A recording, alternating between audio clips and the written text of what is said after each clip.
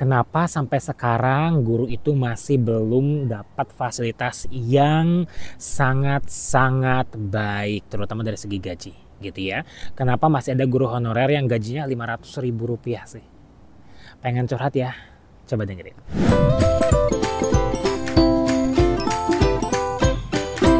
Bismillahirrahmanirrahim. Assalamualaikum warahmatullahi wabarakatuh.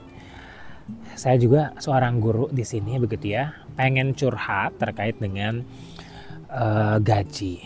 Sebenarnya kalau masalah gaji untuk guru sudah proporsional atau belum? Kalau gurunya sudah PNS, gurunya sudah sudah proper, sudah punya jabatan enak lah. Ya cukup begitu ya. Karena untuk biaya hidup di Indonesia ya cukup dengan segitu. Misalnya 3 juta, 4 juta. Tergantung nanti 5 juta misalnya dan sekian. Tapi yang menjadi pertanyaan adalah guru honorer nih.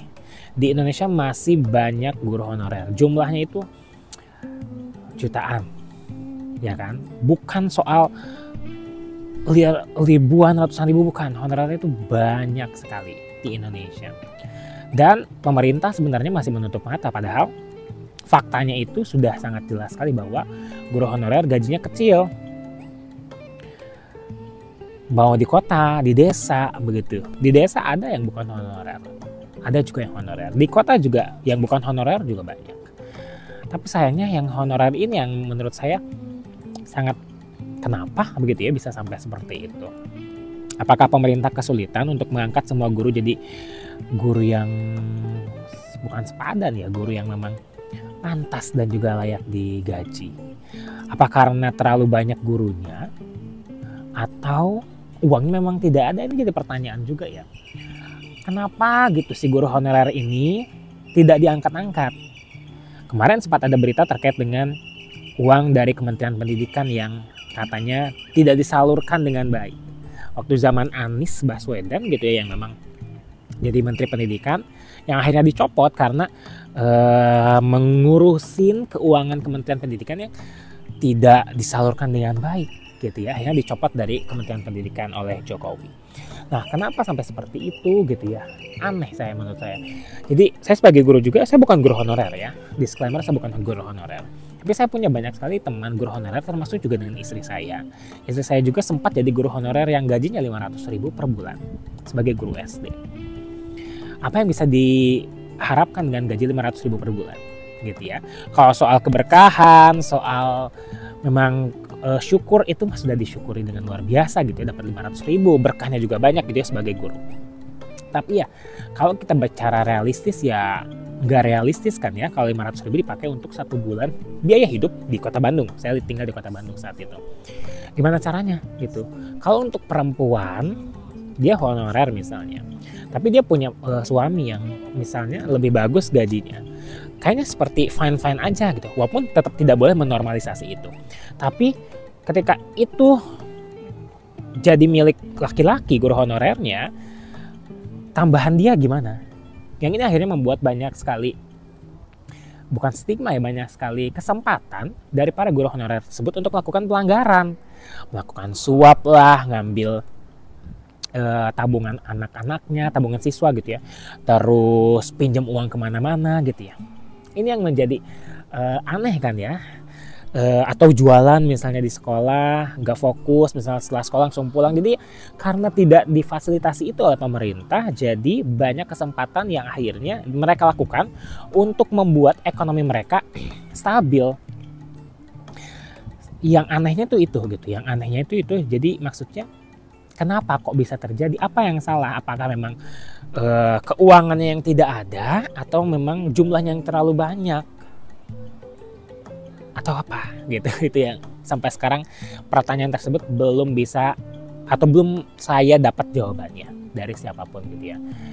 Tergantung apakah dia misalnya berjuang untuk jadi PNS, jadi rebutan kan PNS juga ya, karena memang mereka nggak mau jadi honorer, rebut-rebutan dengan guru yang ada di situ, rebut-rebutan jam pelajaran yang ada di situ. Jadi persaingannya bukan persaingan untuk memberikan kapasitas diri sebagai guru yang terbaik, bukan, tapi rebut-rebutannya kompetisinya. Jadi kompetisi memperebutkan jabatan, bukan kompetisi memperebutkan untuk kamu terus bisa jadi yang terbaik gurunya di kelas, guru yang terbaik di sekolah, guru yang terbaik di Indonesia, bukan. Jadi turun, jadi fokus dulu ke ekonomi gitu. Nah itu yang menjadi menurut saya kurang tepat.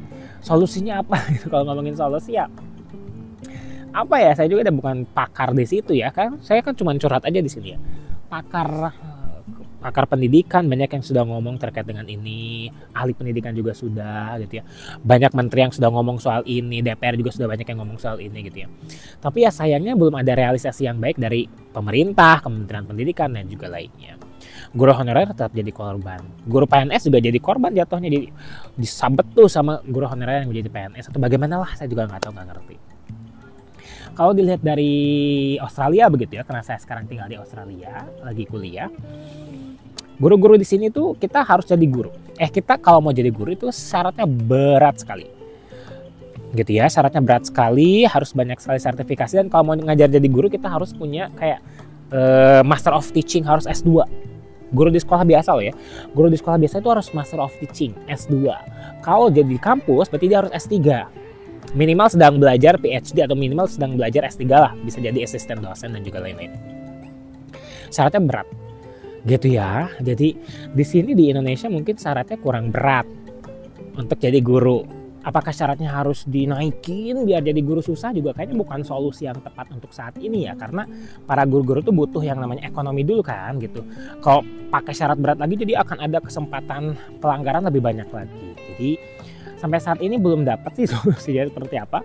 Malah saya jadi pengen research gitu, pengen penelitian guru honorer di Indonesia itu apa masalah beratnya begitu. Jadi pengen di research, pengen diteliti apa yang harus dilakukan, apa yang harus jadi solusinya bagi para guru-guru honorer ini gitu ya. Mudah-mudahan sih nantinya guru honorer ini jadi naik jadi PNS, atau syaratnya mungkin yang paling cepat itu ya uangnya jadi banyak dari pemerintah gitu.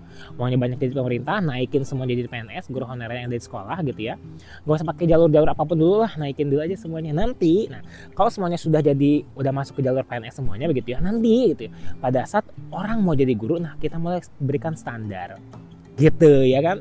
Enak tuh kalau gitu. Enak ya kalau ngomong Maya gitu ya, mudah-mudahan sih bisa.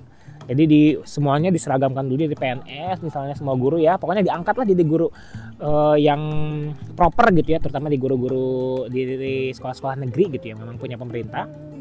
Nanti setelah itu kalau mau daftar jadi guru lagi di sekolah-sekolah negeri ya kita akan berikan standar yang lebih tinggi lagi, biar nanti pada saat mereka jadi guru ya mereka harus punya standar yang tinggi, punya kualitas yang tinggi, baru meminta hak gitu ya. Sekarang mah bersihin dulu ya honorernya untuk naikin dulu semua gitu ya, biar jadi sama dulu dengan PNS yang lain, biar nggak banyak pelanggaran yang akhirnya jadi menyerempet kemana-mana gitu sih ya. Mudah-mudahan bukan solusi, mudah-mudahan jadi ya curhat aja sih ini Mbak ya.